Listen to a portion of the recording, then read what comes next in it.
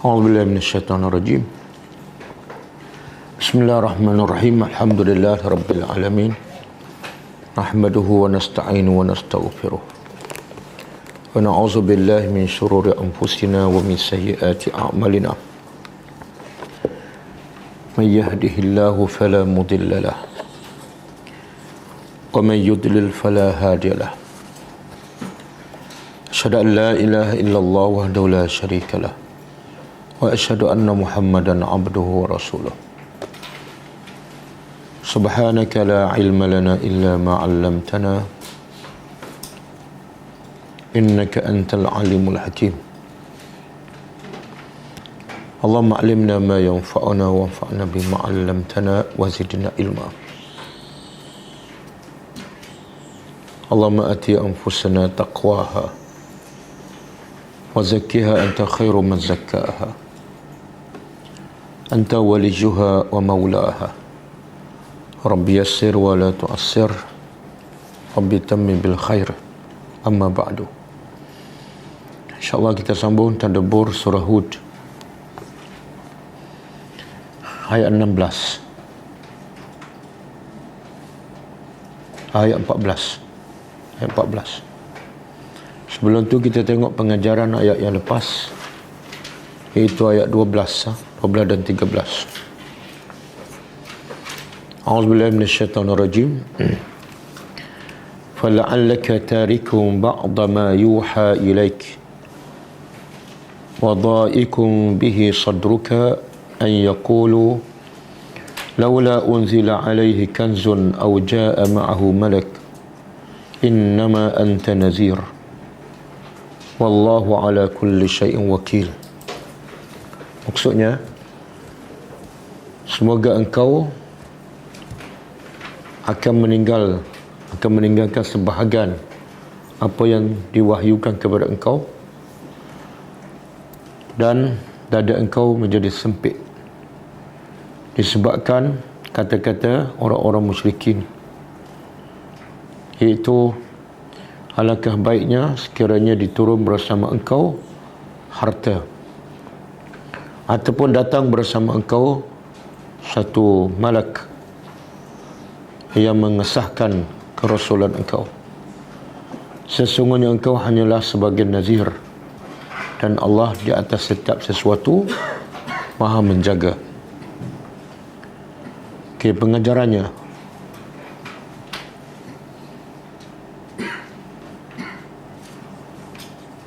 Pertama,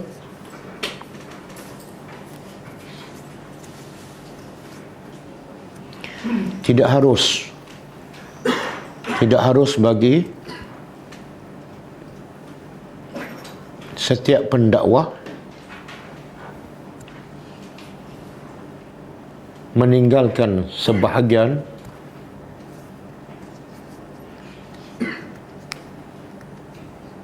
daripada Al-Quran dan Sunnah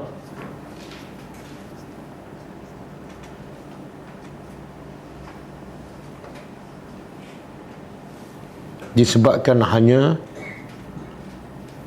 kerana tentangan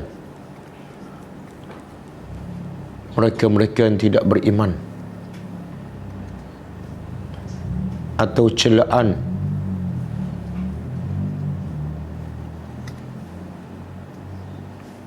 mereka yang kufur.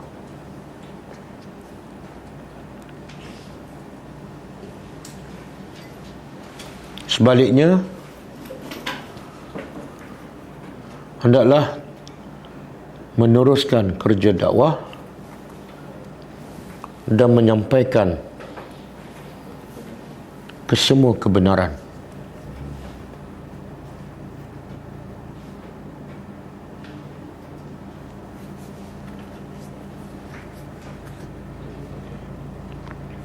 Yang kedua,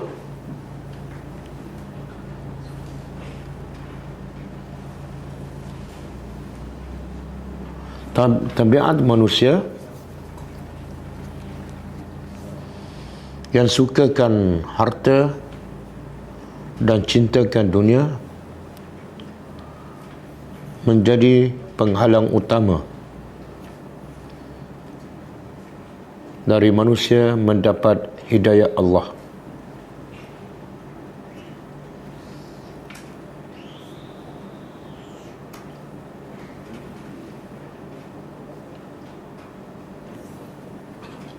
Yang ketiga,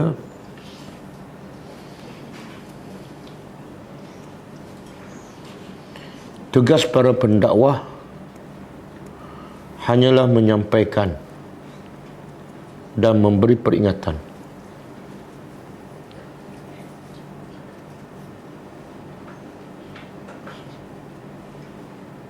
Bukan tugas mereka memaksa orang lain menerima dakwahnya.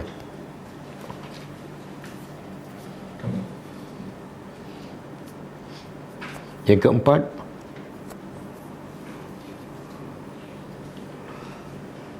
Allah memberi jaminan akan menjaga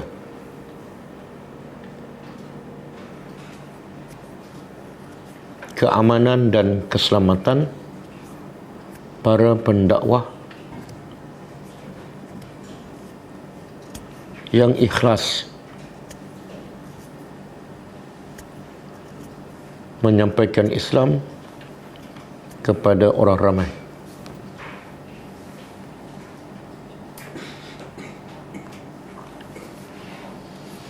Ayat 13. Am yaqulu naftarah qul fa'tu bi'ashri suwarin mislih qul fa'tu bi'ashri suwarin mislihi muftarayat wada'u man istata'tum min dunillah in kuntum sadiqin. Maksudnya, ataupun mereka mengatakan dia iaitu Rasulullah mereka-reka Al-Quran, katalah wahai Muhammad kepada mereka, bawalah datang 10 surah yang seumpama Al-Quran yang direka-reka, dan serulah siapa yang berkemampuan di kalangan mereka selain daripada Allah, sekiranya dakwah mereka adalah benar pengajarannya.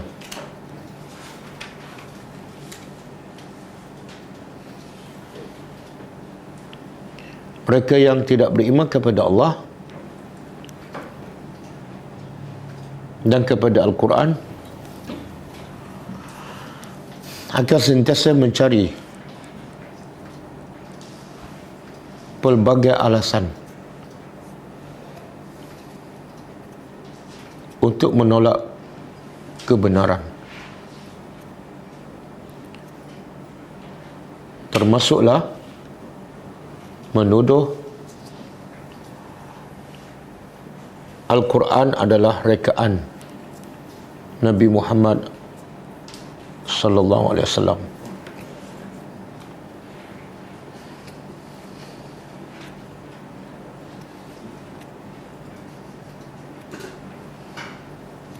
Yang kedua,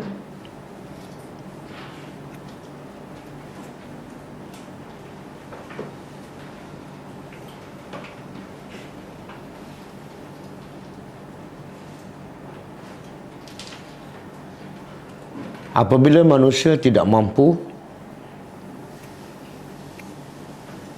membuat seumpama satu surah daripada Al-Quran, ia mengesahkan bahawa dakwaan mereka adalah bohong.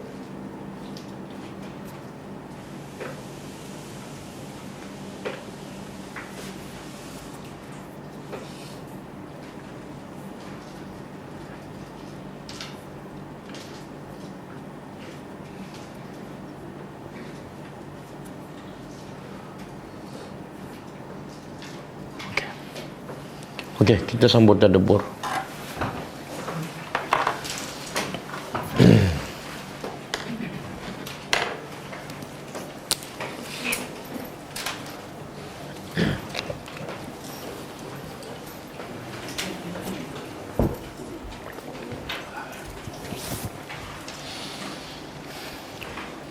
A'udzubillahi minasyaitonirrajim.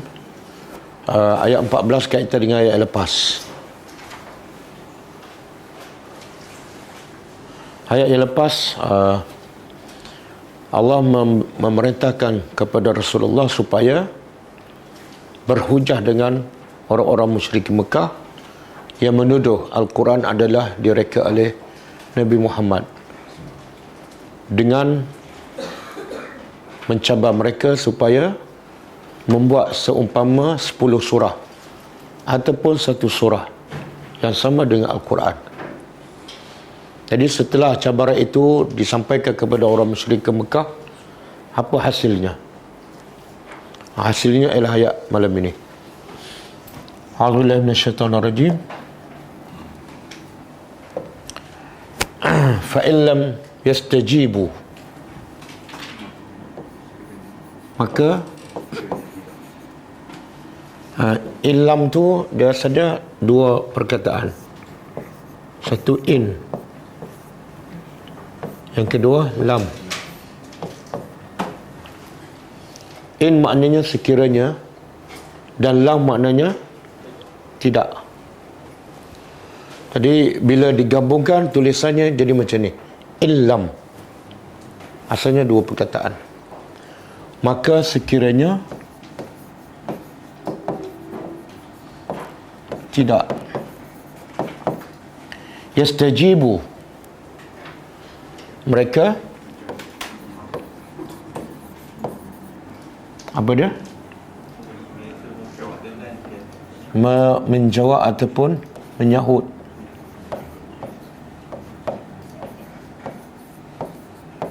Menjawab lakum, bagi kamu.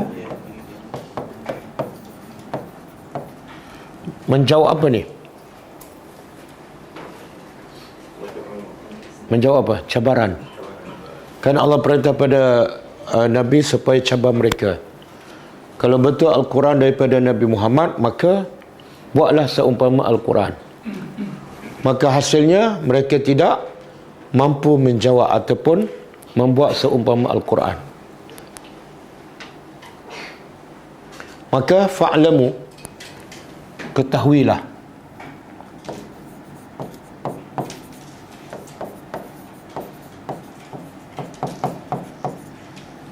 ketahuilah oleh kamu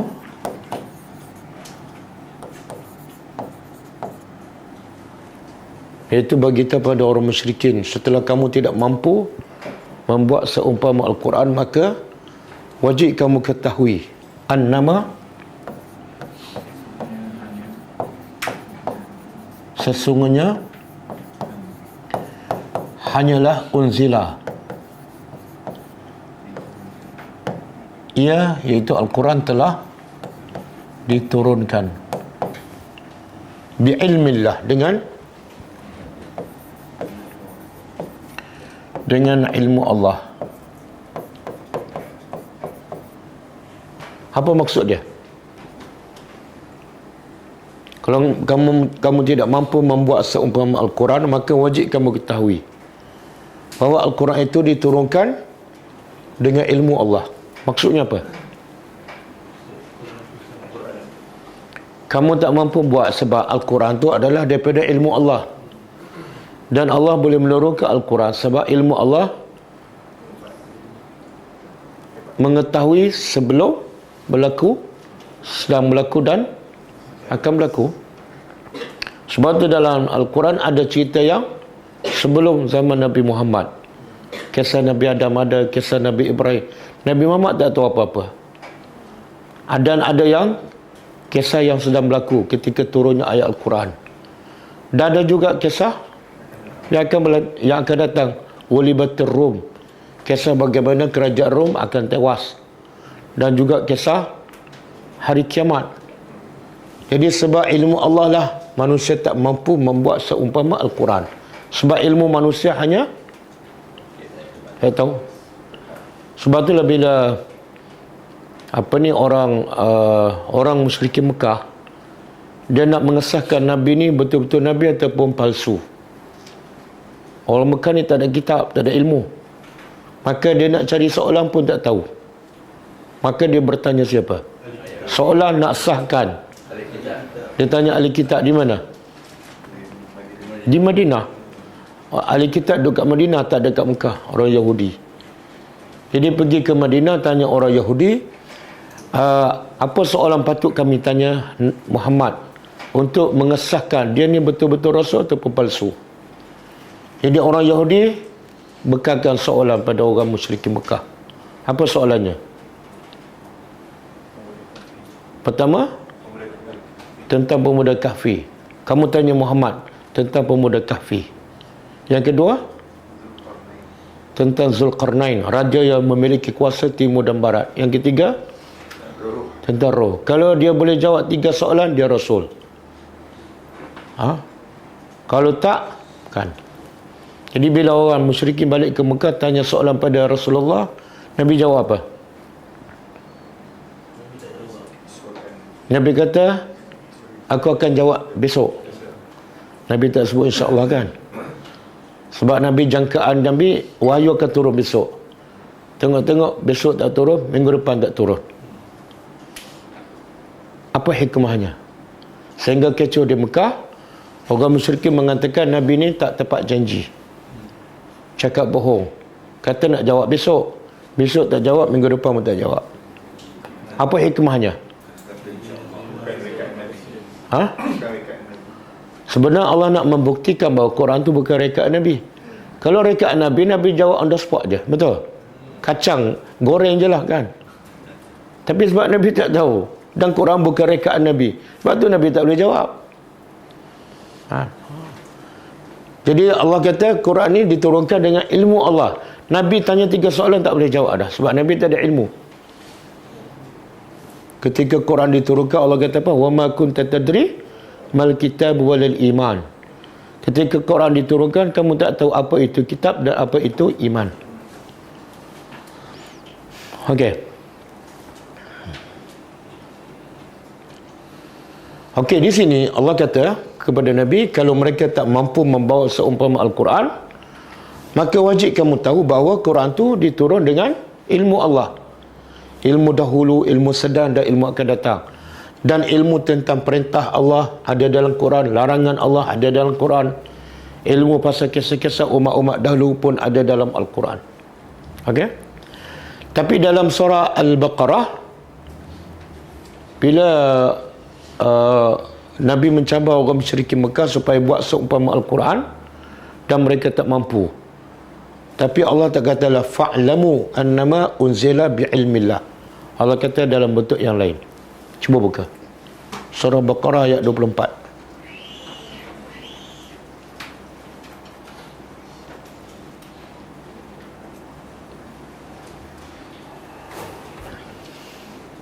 Ayat 23 kita dah terdebus malam, kan. Wa in kuntum fi raibin mimma nazzalna ala abdina fa'tu bi suratin min mislihi wa du'u syuhada'akum in kuntum sadiqin. Kemudian kalau Allah kata cuba terjemah, fa in lam taf'alu. Di sini tulisan dia dipisahkan, illam, yang tadi digabungkan. Maka sekiranya lam taf'alu, kamu tidak mampu melakukan apa ni? Seumpama Al-Quran. Walan taf'alu, dan apa beza? Sama-sama taf'alu, yang membezakan yang ni lam, yang ni lan. Satu lam mim, satu lan nun. Kita dah belajar dalam bahasa Arab. Sekarang dan akan datang. Kurang tepat. Lam fa'il lam taf'alu, sekiranya di masa yang lepas kamu tak mampu buat, terbukti. Lam taf'alu mana di masa yang lepas. Walan taf'alu, akan datang pun Allah tahu kamu memang tak akan mampu. Maka apa kewajipan kamu bila kamu terbukti tak mampu membuat seumpama Al-Quran? Di sini Allah kata fattaqun nar, maka takutlah api neraka yang allati waquduhan nas, allati waquduhan nas, yang bahan bakar api neraka ialah manusia, wal hijarah, dan batu. dan itu uiddat, telah disediakan kepada orang kafir. Jadi neraka tu bahan bakarnya apa? Kenapa manusia jadi bahan bakar? Kenapa? Kalau kat dunia bahan bakarnya apa? Kayu, minyak kan? Tapi dalam neraka Allah tak perlukan petrol. Allah tak perlukan kayu api. Allah perlu apa untuk bakar? Allah perlukan manusia. Kenapa manusia jadi bahan bakar? Kat dunia boleh tak manusia ni boleh membakar? Boleh? Oh, kalau tak ada api, ambil manusia je lah. Kenapa? Soalannya, kenapa Allah jadikan manusia bahan bakar? Lepas tu, yang kedua, batu. Batu manusia. Kayu tak ada.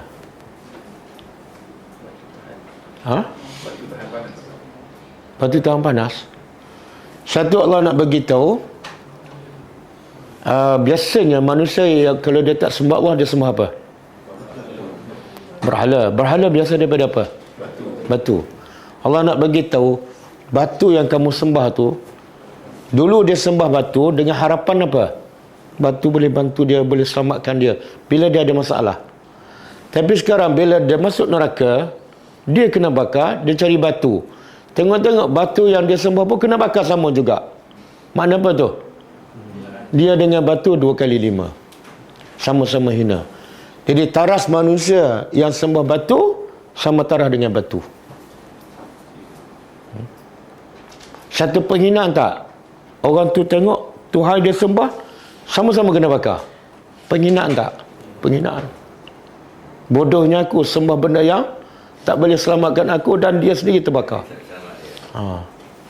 Yang kedua, Allah nak bagi tu api tu terlalu panas. Kalau kat dunia kita campak batu dalam api, dia tak terbakar kan? Tapi bila di akhirat campak batu, api boleh terbakar. Makna apa? Api itu terlalu panas. Kemudian neraka tu sudah ada ke belum? Ada. Mana tu? Macam pernah masuk je. Tak tahu. Dah ada ke belum? Ada dalil? Apa dalilnya? Mana? Kalau belajar bahasa Arab, uiddat, fi'il madhi. Fi'il madhi apa makna? Past tense. Telah disediakan. Jadi orang tanya, kenapa disediakan awal? Yang nak masuk neraka lambat lagi. Kan pembaziran. Kita kalau nak buat rumah, nak masuk 10 tahun, bila kita buat rumah? Dekat-dekat 10 tahun kan? Dekat-dekat nak masuk. Ini 50 tahun nak masuk, sekarang dah buat, kan membazir. Jadi membazir tak Allah siapkan awal neraka. Sedangkan nak masuk lambat lagi mungkin 1000, 2000 tahun lagi. Bukan 2000 tahun. Daripada masyarakat saja 50,000 tahun. Itu belum kiamat lagi tu. Jadi kalau orang kata kenapa? Kan Allah boleh kun fayakun je. Buat apa buat awal-awal? Apa hikmahnya? Ancaman. Yalah kalau benda tak ada pun boleh ancam juga kan?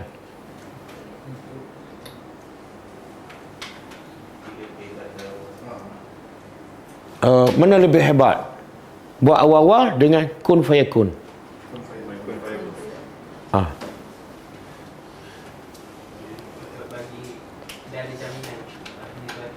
Jaminan.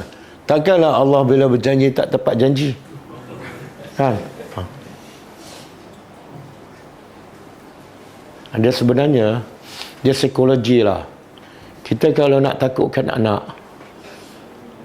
kita beli rotan tunjuk depan dia, ataupun kita bagi tahu kalau kamu degil ada 1 kilo rotan akan buka, dah buka abah beli rotan. Yang mana dia lebih menakutkan? Rotan dah ada siap kan? Kalau kita kata kilo rotan ada buka ni kat kampung ni, jaga-jaga, kalau dah buka abah akan beli, dia ada rasa takut tak? Tak. Bapa aku mati dulu kan. Jadi psikologi, benda dah ada, manusia yakin lah, lagi dia takut. Tapi kalau Allah ancam benda yang belum ada, kadang-kadang manusia kata apa? Lambat lagi kan. Betul kan? Tapi walaupun dah ada, baca Quran tak takut juga. Sebab apa? Dia tak tahu ni fi'al madhi tu. Telah disediakan. Dia tak tahu. Telah disediakan. Okey. Disediakan untuk orang kafir. Di sini, kalau ayat yang kita baca surah Hud, kalau kamu tak mampu membuat seumpama Al-Quran, wajib kamu tahu Quran diturunkan dengan ilmu Allah. Di sini tak. Kalau kamu tak mampu membuat seumpama Al-Quran, takutlah api neraka. Logiknya apa? Kalau kamu tak mampu membuat seumpama Al-Quran, logiknya apa? Ikutlah perintah Allah. Betul? Jangan lawan. Tapi tak, Allah kata takutlah api neraka. Yang ni lebih berkesan. Iaitu Allah begitu, hasil kamu tak ikut perintah Allah, kamu masuk neraka. Jadi lawan Al-Quran, tolak Al-Quran, kesannya kamu akan dibakar dalam neraka. Jadi ancaman ini lebih menakutkanlah bagi mereka yang tadabbur. Okey, kita balik pada ayat kita.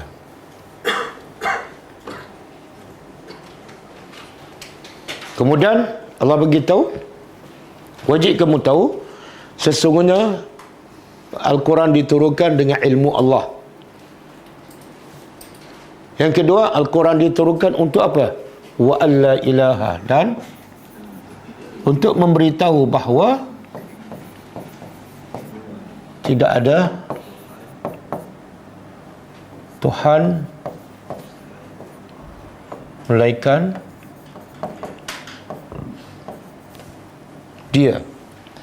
Jadi Quran juga diturunkan dengan ilmu Allah untuk memberitahu bahawa tidak ada Tuhan yang sebenar-benar layak disembah melainkan Dia sahaja. Maka jangan sembah selain daripada Allah. Di sini kena terjemah Tuhan yang layak disembah. Sebab Tuhan ni sebenarnya satu ke banyak? Tuhan ni satu ke banyak? Satu ke banyak? Kalau satu maknanya tak ada orang kufur lah. Betul kan? Kalau satu je Tuhan, tak ada orang kufur lah. Sebab sembah Tuhan yang satu. Semula soalan. Tuhan satu ke banyak?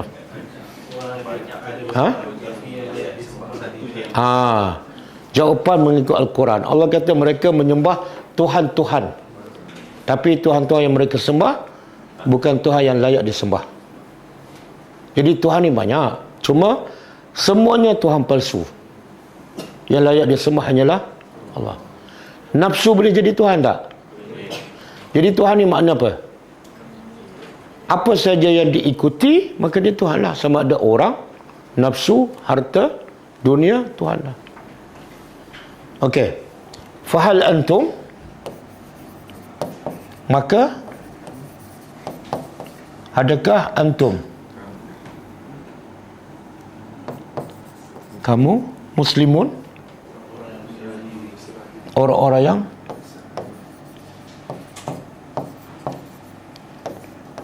berserah diri. Allah tanya soalan, adakah kamu ni siapa? Orang musyrikin Mekah. Allah suruh Nabi tanya mereka. Setelah terbukti Quran tu daripada Allah, bukan reka Muhammad. Buktinya apa? Mereka tak mampu buat. Okey? Setelah terbukti semua, tanya mereka last. Sekarang macam mana? Nak masuk Islam ke tak nak? Allah suruh tanya, tapi Allah tak jawab. Sebab apa? Jawapannya jelas. Apa jawapannya? Mereka tetap degil. Maknanya, mereka tak beriman bukan sebab tak ada bukti yang jelas. Bahkan bukti banyak, tetapi disebabkan degil. Samalah yang buat benda-benda yang tak betul kan. Kita bagi hujah kita, dia pun tak ada hujah. Akhirnya kita tanya dia, nak terima tak sunnah Nabi ni? Dia jawab apa? Tanya dalam masyarakat, fahal antum muslimun? Dia akan jawab apa? Degil lah. Kalau tak nak terima, mana degil. Sebab yang kita cakap ada dalil sahih. Yang dia cakap ialah pakai nafsu. Okey. Bolehkah? Dia pasal isu Quran dibakar kan? Siapa yang bakar tu? Apa nama? Puladan. Tak hafal nama dia. Kena hafal lah. Geram. Apa pengajarannya? Biar dia nak bakar. Relax je. Sebenarnya apa tujuan dia bakar? Dia nak provoke orang Islam je. Sebab dia tahu orang Islam memang lemah. Kenapa orang Islam lemah? Sebab orang Islam bakar juga Quran, tapi bakar secara tak langsung. Macam mana cara orang Islam bakar Al-Quran? Dia bakar Al-Quran, makna dia menghina Al-Quran kan? Tapi ada penghinaan dalam bentuk yang lain. Quran dijadikan tangkal, penghinaan tak pada Quran. Quran dijadikan untuk halau hantu, penghinaan pada Al-Quran. Quran dijadikan untuk pelaris rezeki kan? Kedai mamak, wa may yattaqillah yaj'al lahu makhraja. Kat bawah tu guna garam. Itu penghinaan. Jadi orang kafir hina bakar, kamu hina orang tak nampak. Betul? Banyak tak orang Islam menentang hukum Islam dan tak ada niat pun nak laksana Islam. Itu bukankah penghinaan? Bahkan di zaman Nabi, orang kafir bakar tak Al-Quran? Bakar ke tak? Mana ada Quran bercetak zaman Nabi? Nak bakar apa? Tapi walaupun orang musyrikin Mekah tak bakar, sebab Quran tak ada. Tapi penentangan orang kafir kepada Islam di zaman Nabi dengan penentangan orang kafir pada Islam di zaman kita, mana lebih hebat dan kuat? Tapi mereka tak bakar Al-Quran.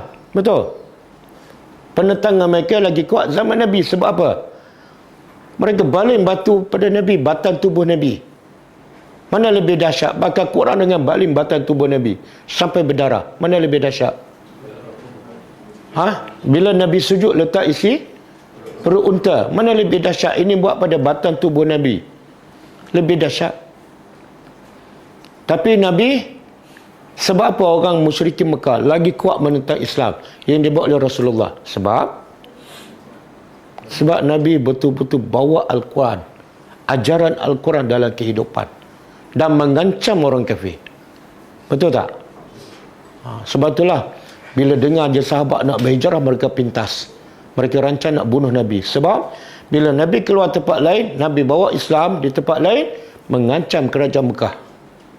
Sangat-sangat menggerungkan. Sebab Nabi bukan setakat baca, Nabi bukan setakat simpan, tapi Nabi ajar dan amalkan. Tapi sekarang orang musyrikin, orang kafir, dia bakar tu kali keberapa dah? Kita tahu tak siapa Puladan lah? Sebelum dia bakar, dia buat apa? Dia baling Quran macam bowling. Dah lama, banyak kali dah. Orang Islam demo, lepas tu dia buat lagi. Apa faedah? Sebab dia tahu orang Islam memang lemah. Orang Islam mampu, demo je. Daripada dulu demo, yang demo pun tak faham juga Quran. Betul tak? Tak ada kekuatan. Jadi akhirnya kita setiap masa diperabot oleh orang kafir. Yang Nabi buat apa dia? Bukan nak selamatkan daripada Al-Quran dibakar, tapi yang Nabi buat pagi, petang, siang, malam, nak selamatkan orang Islam daripada dibakar dalam neraka. Kita duk marah orang kafir bakar Quran, tapi orang Islam ramai membakar diri mereka. Tak solat, betul? Lawan perintah Allah. Itu lagi bahaya. Membiarkan diri dibakar dalam api neraka bila tak beriman. Orang kafir bakar Quran, orang Islam membiarkan diri mereka terbakar dalam neraka. Betul tak? Ni, wa'iddat lil muttaqin. Jadi demo, buatlah sesuatu. Ajarlah umat Islam Al-Quran supaya mereka selamat daripada dibakar api neraka. Betul? Ni demo. Sampai bila nak demo? Besok dia bakar lagi kan? Okey. Sekarang ayat seterusnya Allah nak bagi tahu inilah punca orang kafir menolak Al-Quran dan juga orang Islam tak nak belajar Al-Quran. Inilah puncanya, iaitu man, siapa yang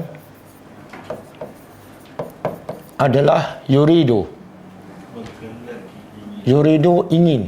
ingin ataupun cinta.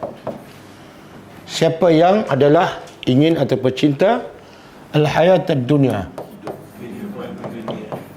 kehidupan dunia, wa zinataha, dan perhiasannya.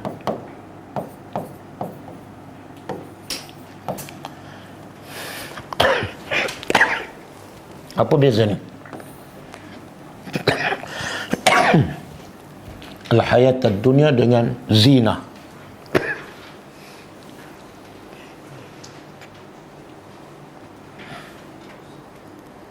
Apa beza?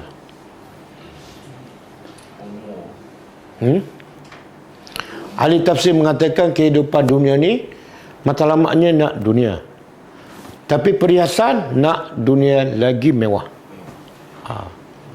Kehidupan dunia ni kancil, yang ni BM. Kehidupan dunia rumah biasa-biasalah, yang ni banglo. Okey. Dua-dua tak betul. Tapi yang lagi melampau bukan setakat dunia dia nak, tapi perhiasannya.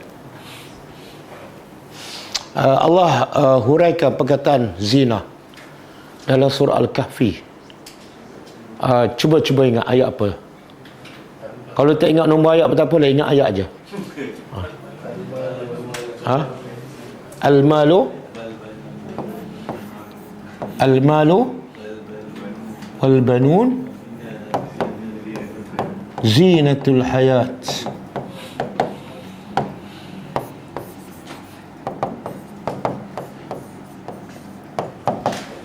Al-mal, apa ada al-mal?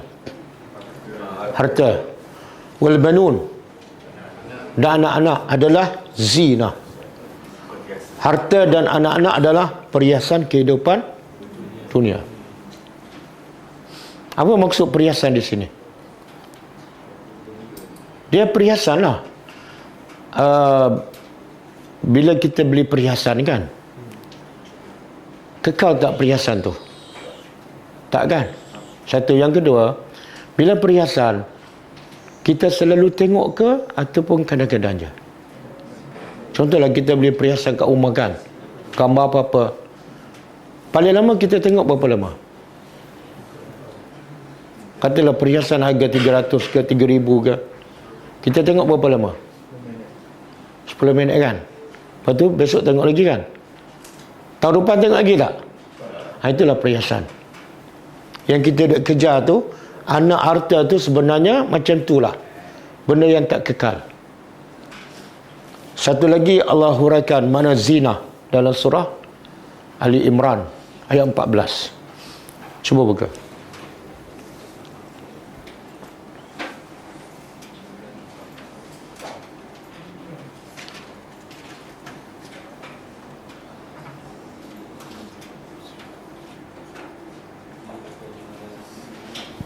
Okey.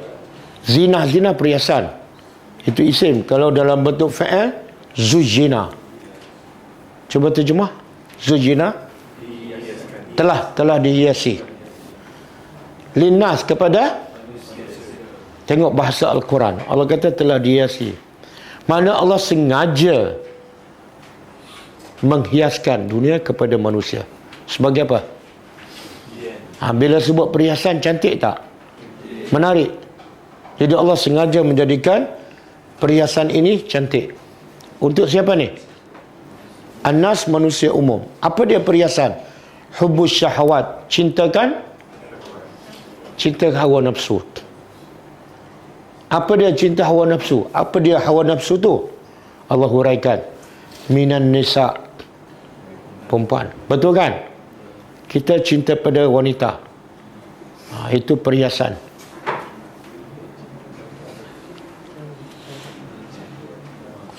Boleh tak cinta pada wanita? Tak boleh. Yang boleh cinta pada isteri, pada mak.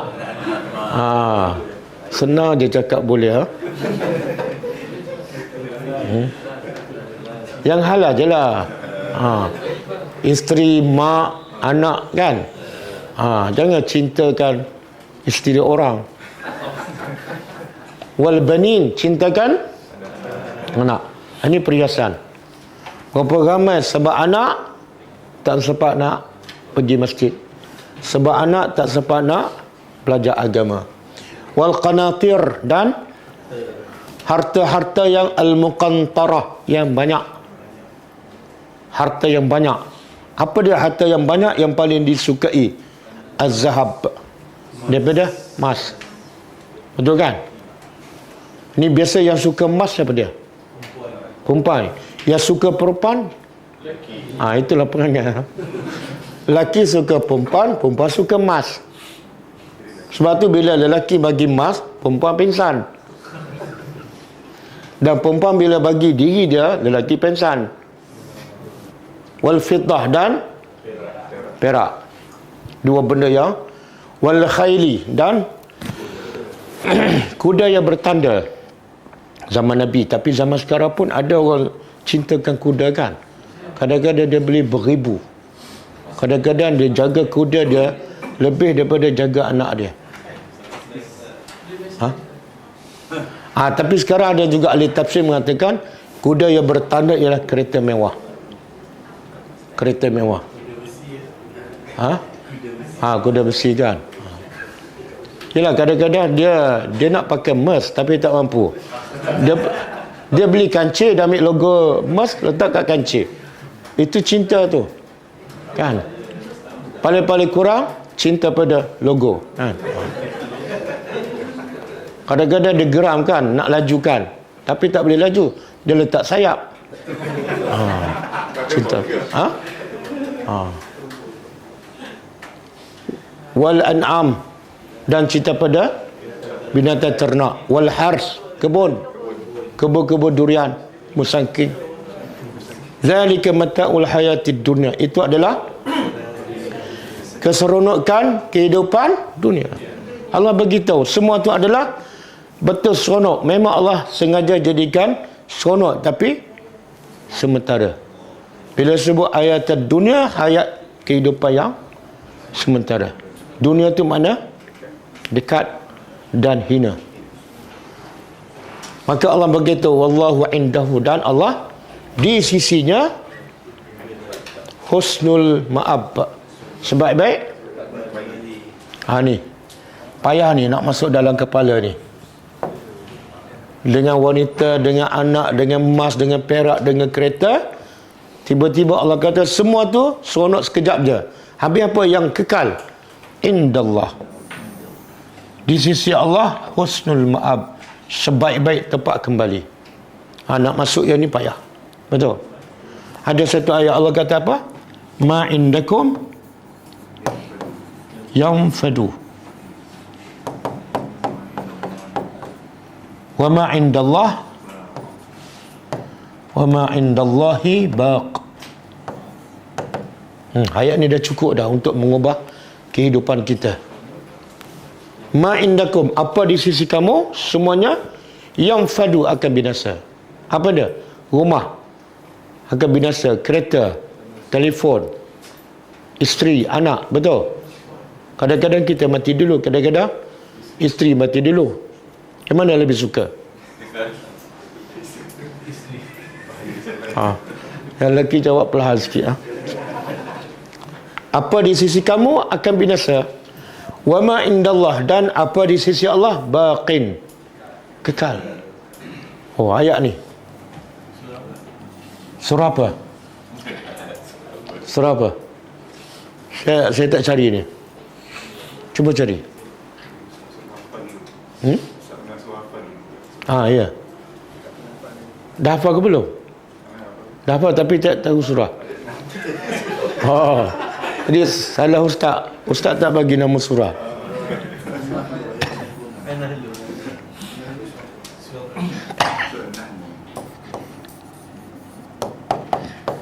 An-Nahlu 90. Hafal 96.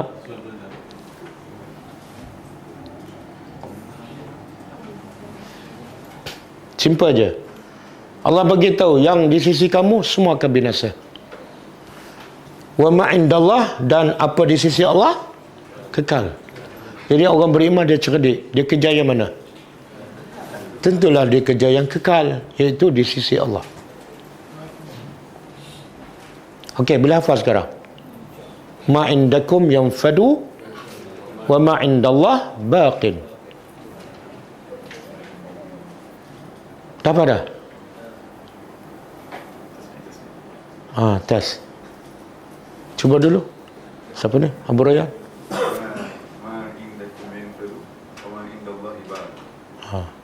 Dia sebut baqa. Kan? Dia asal dia baki. Cuma bahasa Arab ni qaf, bukan k. Baki, baqa, kekal. Apa saja yang kita dapat di sisi Allah, kita akan bawa sampai ke surga, kekal. Okey dah. Khalif, cuba aja.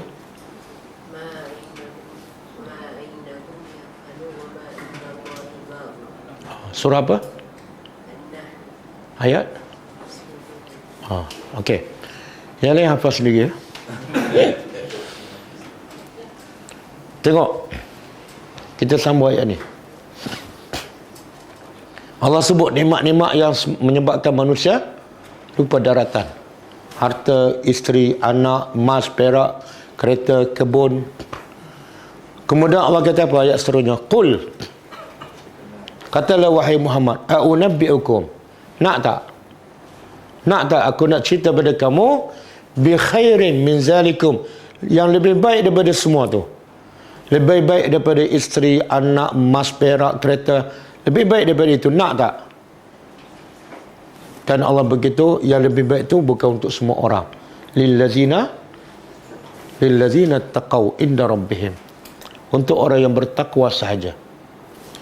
Apa dia?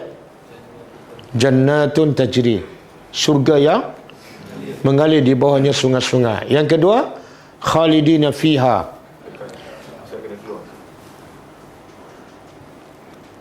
kekal di dalamnya. Boleh? Bisa. Ayat bawah. Okey. Dalam masuk syurga, mengalir di bawahnya sungai-sungai, kekal dalamnya, wa azwajum mutahharah, dan pasangan-pasangan yang suci. Yang tadi nisa kan wanita, tapi suci tak? Tak suci. Ada ketika dia samalah, lelaki pun sama. Tapi bila di surga, azwajum mutahharah, semua pasangan tu suci bersih. Apa maksud suci bersih?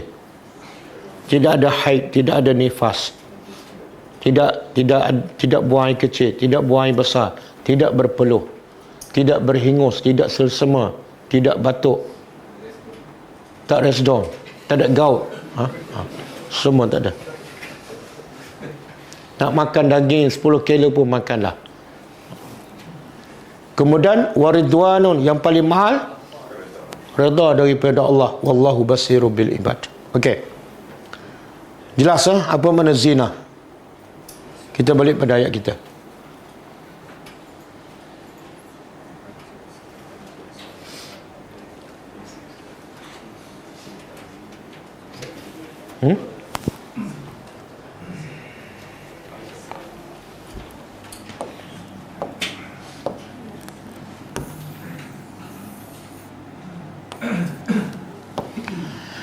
Okey, wazinata. Siapa yang tengok Allah nak bagi tahu antara penghalang besar manusia dapat hidayah ialah ni, yuridul hayatad dunya wazinataha.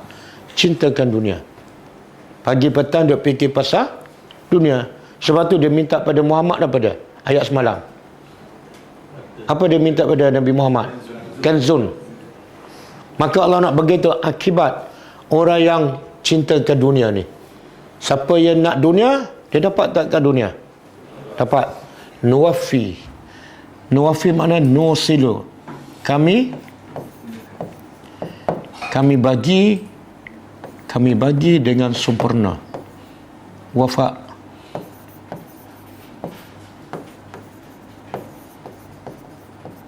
Ilaihim, kepada mereka.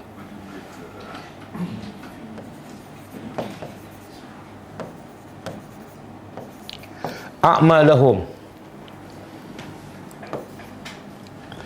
Kami sempurnakan amalan-amalan mereka.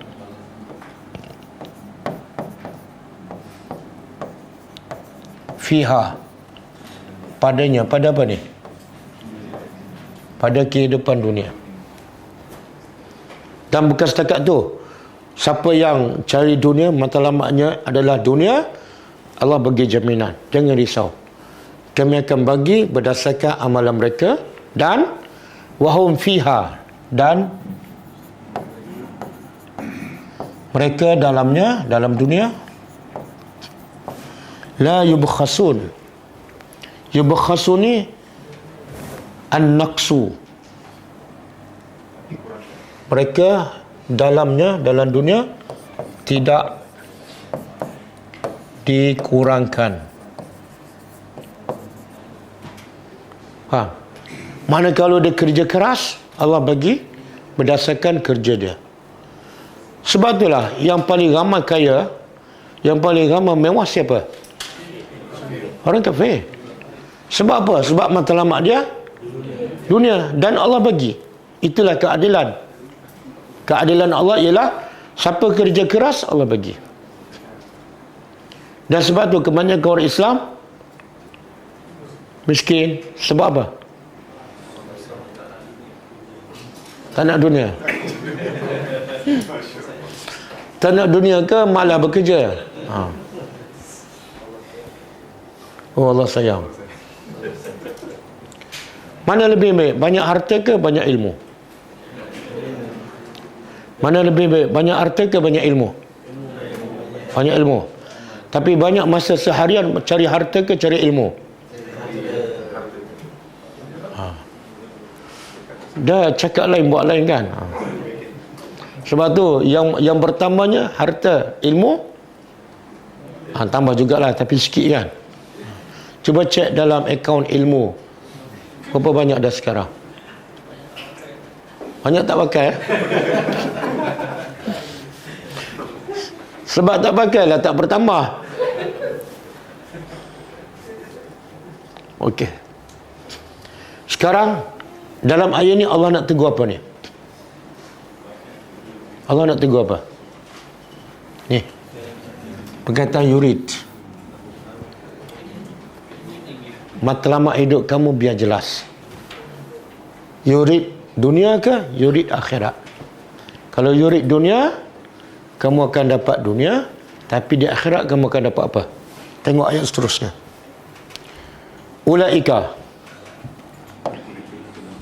Ulaika, mereka itulah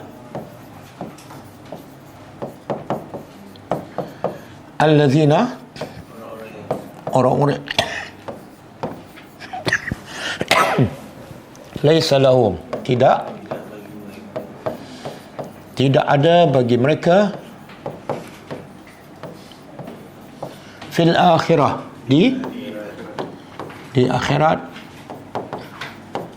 illa, kecuali an-nar, neraka, api. Jadi siapa yang matlamat hidup dunia, kerja keras, Allah bagi. Tapi di akhirat dia dapat apa? Berbalik tak? Hidup mewah berpuluh tahun, lepas tu last sekali duduk dalam api. makan, buat zakur. Dan ahli neraka ni ada tak pakaian dia? Ahli neraka ada pakaian? Apa pakaiannya? Api. Ada dalil? Dia bak tanya hukum laju je, bak tanya dalil slow je. Ada dalil tak? Apa dalilnya? Ahli neraka dia duduk dalam api neraka, tapi setiap ahli neraka ada baju. Dan baju dia telah dipotong siap mengikut saiz badan dia. Dan pakaiannya daripada bukan kain Samarinda, daripada api. Sebab itulah kalau kita nak fikir dengan otak kita, jam. Macam mana api boleh dipotong jadi baju? Kita kalau pakai baju busuk pun dah tak tahan kan, betul kan? 2 hari tak boleh pakai dah. Ini pakai baju daripada api, bukan busuk. Surah Al-Hashr 19. Salah. Sumar, salah. Ada 112 ayat surah lagi.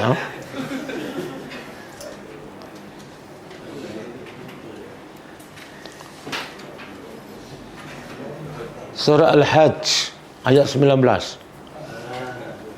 Nak cakap dah tadi, cuma tak sempat keluar. Betul tak? Cuba baca surah Al-Hajj ayat 19. Surah 22. Ada? Cuba tengok terjemahan, betul tak? Betul kan? Dah dipotong siap tak? Dah ditempah, dipotong siap. Tukang jahit mana jahit ni? Tukang jahit profesional. Jadi saiz Firaun dah diketahui, saiz Abu Jahal dah diketahui. Tengok Allah kata ni, ni. Quti'at. Orang kafir quti'at telah fi'il madhi telah dipotong. Untuk mereka siyabun, pakaian min nar, daripada api neraka. Lepas tu yusabbu, dalam api, baju pula api, tambah lagi disiram, dituang daripada atas kepalanya al-hamim, air panas yang apa kesan dia bila dituang air panas yang mendidih? Yusharu bihi ma fi butunihim, bila dituang air panas yang mendidih atas kepala, menghancurkan apa yang dalam perut. Dan bila hancur dalam perut, dia merebak sampai ke al-julud, kulit. Hancur. Boleh bayang tak? Duduk dalam api, pakai baju api, dituang air panas mendidih, hancur dalam perut, merebak keluar. Boleh bayang tak? Boleh bayang. Jadi nak buat dosa tu, fikir ayat ni tak berbalik. Ada lagi ni, lahum walahum maqami'u min hadid, dan untuk mereka ada maqami' ni tukul, dan tukul pula bukan daripada kayu, daripada besi. Cuba bayangkan kalau orang ketuk kepala kita dengan tukul besi. Ada lagi ni, kullama aradu, setiap kali mereka nak keluar daripada neraka, dah panas, dah tak tahan, mereka nak keluar minha, daripada neraka, daripada min ghammin, kesengsaraannya. Apa berlaku? U'idu, mereka dikembali ke dalamnya. Ada dalam tafsir mengatakan ahli neraka ni dilambung oleh api neraka. Bila dilambung sampai dekat pintu neraka, bila sampai kat pintu, dalam kepala dia apa dah? Oh, boleh keluar ni. Bila sampai kat pintu nak keluar, u'idu, dihempak lagi ke dalam. Kemudian dilambung lagi, nampak pintu, teringin nak keluar, dihempak lagi. Berapa kali ni? Kullama bahasa Arab, tak tahulah berapa ribu kali sehari. Okey, kita balik pada ayat kita.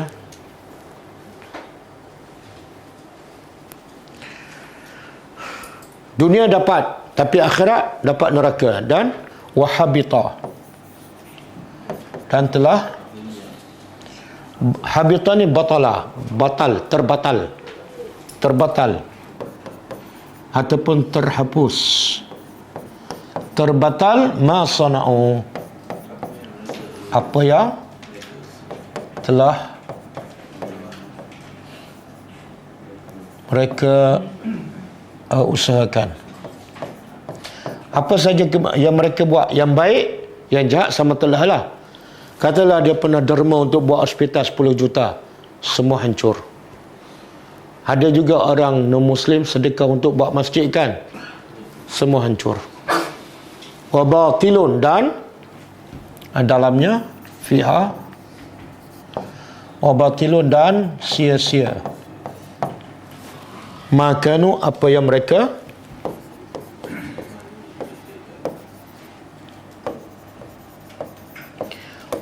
kerjakan.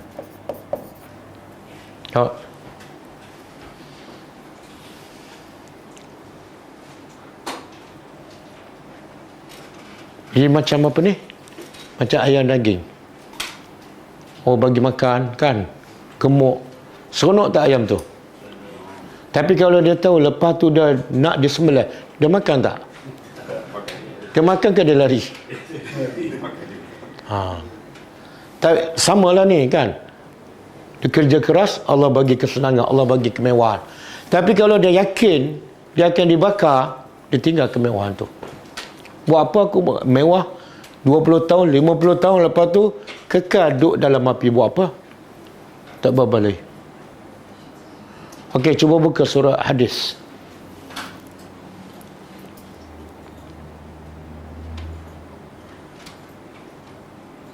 Jadi ayat ni Allah nak tegur kita supaya jangan jadikan dunia sebagai matlamat hidup.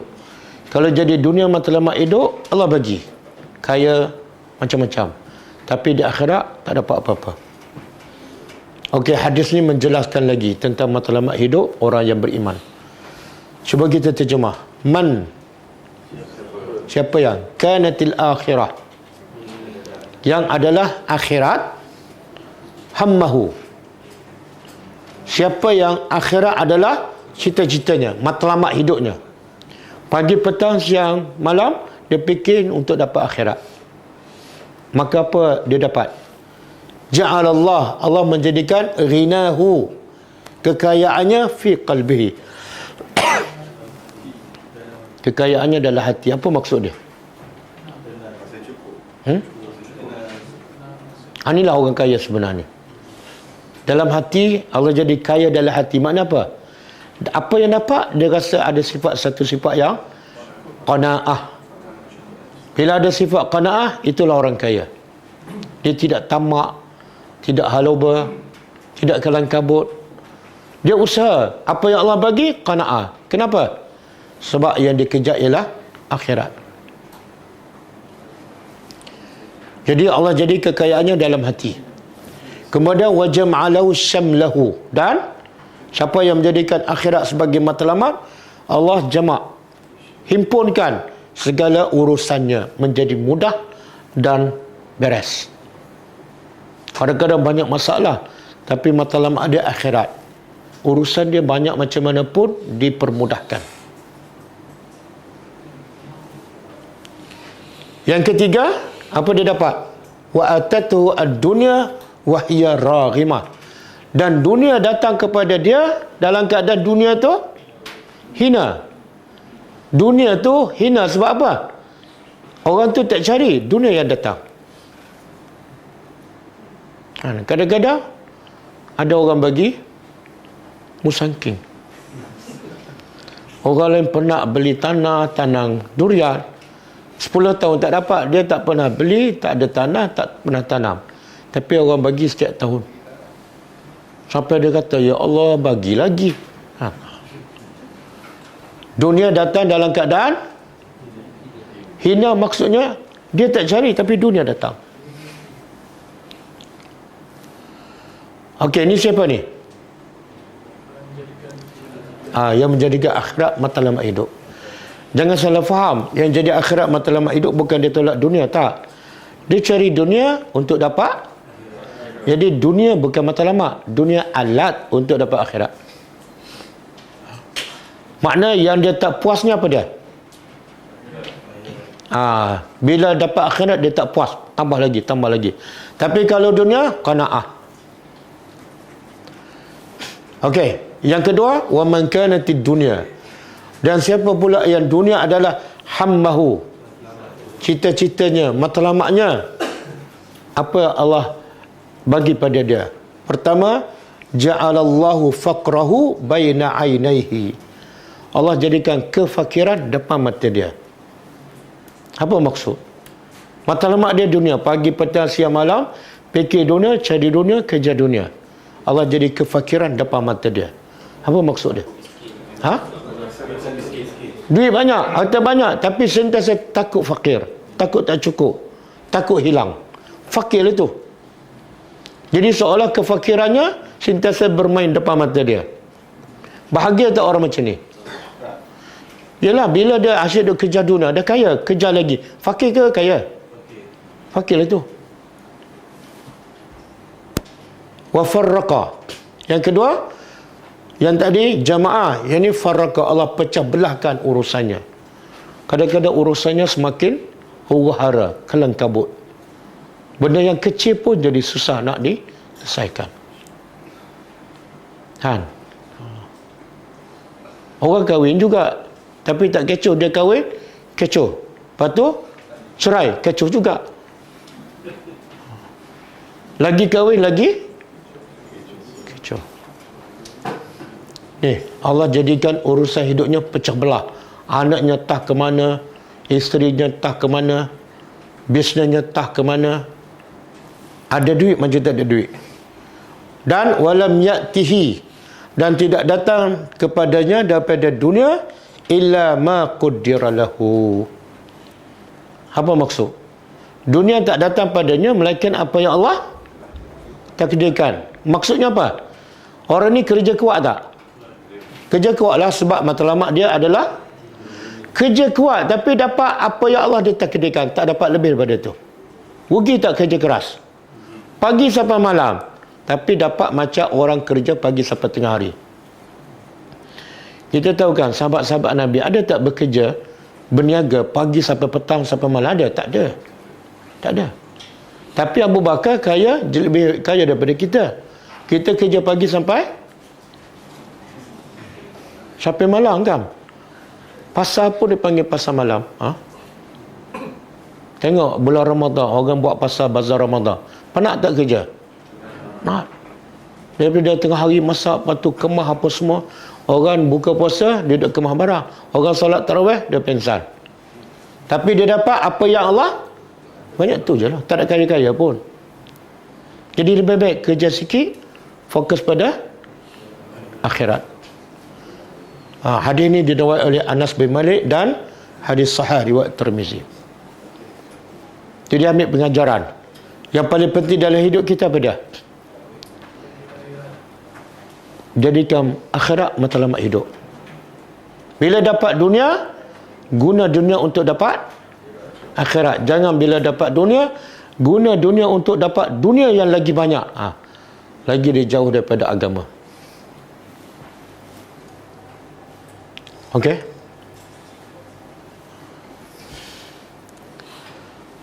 Cuba buka surah ni. Surah Al-Qasas. Ayat 79, 79.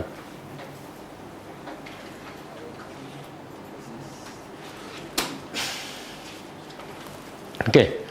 Allah nak bagi tahu pemikiran orang beriman dengan pemikiran orang tak beriman. Perbezaan. Orang beriman matlamatnya akhirat. Orang tak beriman matlamatnya dunia. Tengok contoh kisah Qarun. Semalam kita sebutkan ayat sebelum ni. Fa kharaja ala qaumihi. Lalu Qarun keluar kepada kaumnya fi zinatihi, dalam makna masa tu dia pakai cukup mewah, kenderaannya pun mewah, pengiringnya ramai. Kemudian bila dia keluar dalam keadaan mewah, qala allazina yuridu ni Allah nak beritahu bila Qarun keluar dengan kemewahan, ada dua jenis manusia yang melihat. Jenis pertama, allazina yuriduna alhayatad dunya. Orang yang matlamat hidup dunia, bila tengok apa dia kata? Ya laitalana mislama utiya Qarun. Kalau aku jadi macam Qarun bagusnya. Siapa ni? Yang yuriduna alhayatad dunya. Bila aku nak beli kereta macam Qarun, kan? Pada kata apa? Innahu lazu hazzin azim. Qarun ni sangat baik nasibnya. Harap-harap aku satu hari jadi macam Qarun lah. Kan? Waktu di Malaysia ada tak harta Qarun? Ada. Hebat Qarun sampai hari ni pun. Dia di Mesir tapi harta dia sampai ke Malaysia. Harta Qarun. Okey, golongan kedua berdasarkan hadis tadi. Golongan yang kedua ialah yang matlamatnya, tengok cara berfikir orang yang matlamatnya akhirat. Wa qala allazina utul ilma. Berkatalah orang yang ini kelebihan. Kelebihan orang beriman ialah ada ilmu. Bila ada ilmu, dia tahu beza mana yang sementara, mana yang kekal. Apa kata? Wailakum. Celakalah kamu. Dia kata pada siapa? Ni, yang tertipu dengan dunia. Celakalah kamu. Sawabullah. Pahala ganjaran Allah khairun. Lebih baik liman amana, bagi orang yang beriman dan beramal soleh. Yang kamu nampak apa? Kenderaan Qarun, harta dia, pakaian. Tapi aku nak beritahu kamu, yang lebih baik daripada itu apa dah? Pahala. Tapi pahala ni bukan untuk semua orang. Untuk orang beriman dan beramal soleh. Dan yang ni tak akan dapat. Wala yulaqaha illa. Nak dapat iman, nak dapat amal soleh, nak dapat pahala, hanyalah orang yang sabar. Sabar taat pada Allah. Sabar belajar agama. Sabar meninggal larangan Allah. Sabar menghadapi musibah.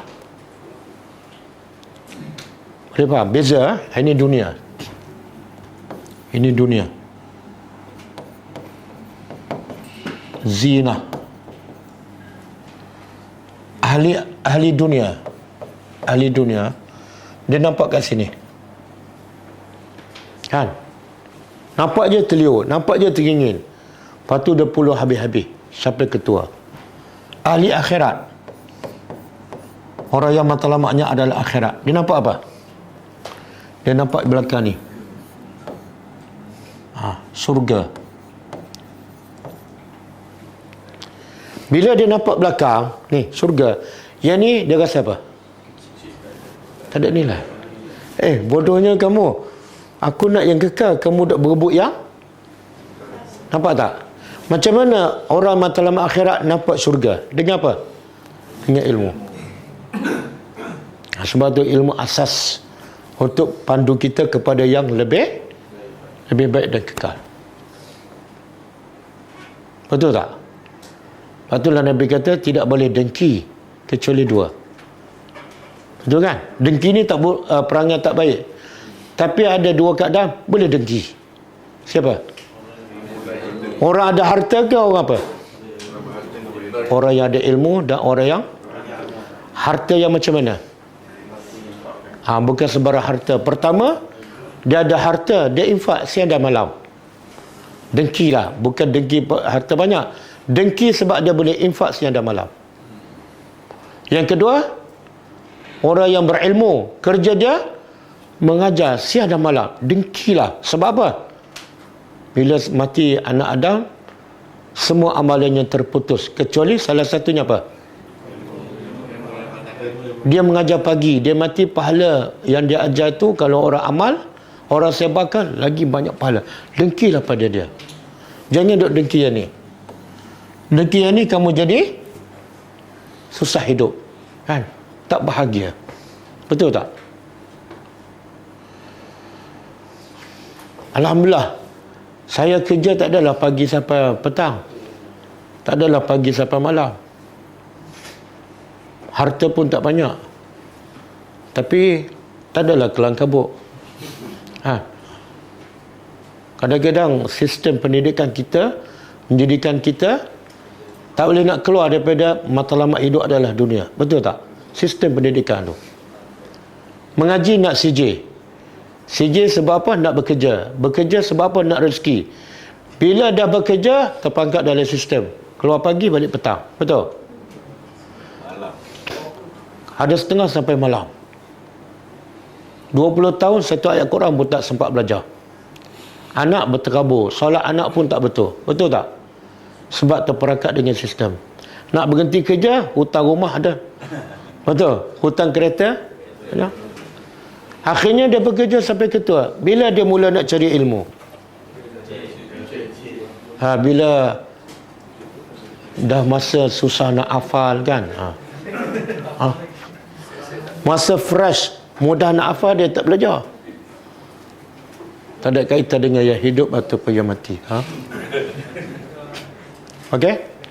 Jadi tengok persepsi orang beriman dengan persepsi orang tak beriman. Orang tak beriman dia tertipu dengan depan mata. Orang beriman dia tak tertipu dengan ni sebab dia ada maklumat. Maklumat dia belakang ni kekal.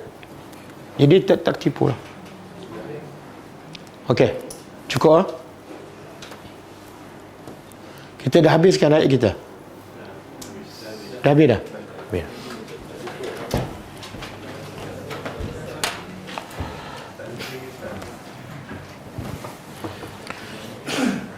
Malam besok tak ada kelas Kan nak cari dunia. Saya suara dah. Pagi besok ada. Pagi besok secara online lah daripada Taman Tun. Siapa nak pergi Taman Tun pun boleh. Ada yang sini pergi Taman Tun ada. Okey.